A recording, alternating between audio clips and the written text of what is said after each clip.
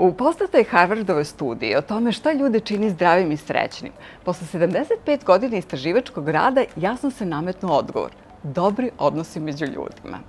Ljudi koji su izolovani i usamljeni manje su srećni, ranije im zdravlje biva narušeno, umne aktivnosti im opadaju i umiru brže.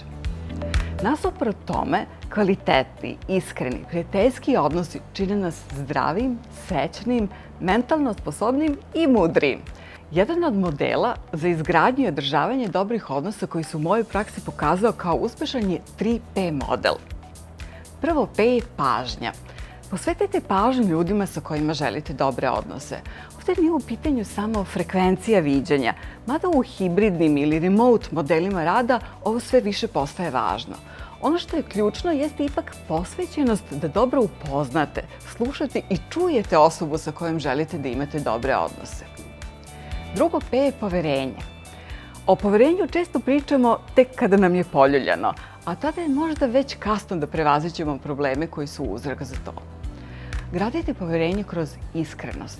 Otvoreno razgovarajte o svemu, uključujući i lične granice i očekivanja. Pokažite brigu za druge i pomozite im da budu bolji ili uspešniji. I treće P je prihvatanje.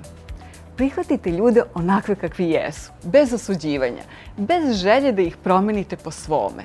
Ne namećite im svoje vrednosti, poglede na svet i recepte za uspeh. A ako ste postavili svoje granice, budite otvoreni da prihvatite i njihove.